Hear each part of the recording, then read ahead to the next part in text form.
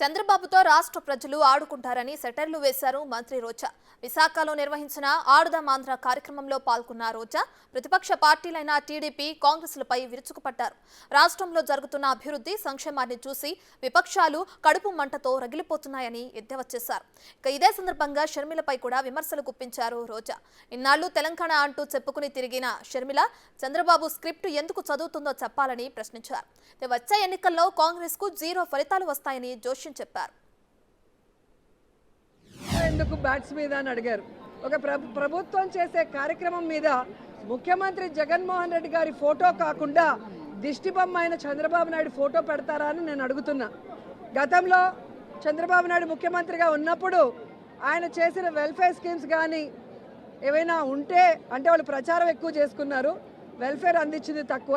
ఆ ప్రచారం మెటీరియల్ మీద చంద్రబాబు నాయుడు ఫోటో కాకుండా చిరంజీవి, పవన్ కళ్యాణ్ ఫోటోలు వేశారని నేను అడుగుతున్నా.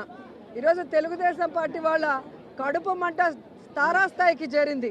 అటు సంక్షేమం, ఇటు వెల్ఫేర్, అలాగే మీరు చూస్తే ఇండస్ట్రీసు, అలాగే హౌసింగు, ఈ విధంగా శరవేగంగా అన్నీ చేసుకుంటూ పోవటమే కాకుండా ఈరోజు యువతని కూడా ఆయన దృష్టిలో పెట్టుకొని వారికి విద్యను అందించడమే కాకుండా క్రీడల్లో కూడా వాళ్ళకి సముచిత స్థానాన్ని కల్పించే విధంగా ఈ ఆడుదాం ఆంధ్రాని తీసుకురావడంతో ఈరోజు వాళ్ళు మాట్లాడుతున్న మాటలు మీరు అందరూ కూడా గమనిస్తున్నారు.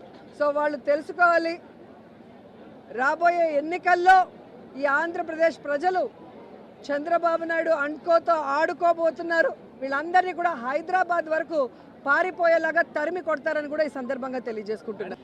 మనకి రావాల్సిన 6,000 కోట్ల రూపాయలని 6,000 కోట్ల రావాల్సిన వాటిని తీసుకురండి రేవంత్తో మాట్లాడి, అలాగే 1,80,000 కోట్ల ఉమ్మడి ఆస్తులు ఏవైతే ఉన్నాయో వాటన్నిటిని కూడా సోనియా గాంధీతో, రేవంత్తో మాట్లాడి తీసుకురావాలి. ఊరికే ఆంధ్రప్రదేశ్లో వచ్చి విషం చెందితే ప్రజలు ఎవరు కూడా నమ్మే పరిస్థితి లేదు అని కూడా ఈ సందర్భంగా తెలియజేసుకుంటున్నా.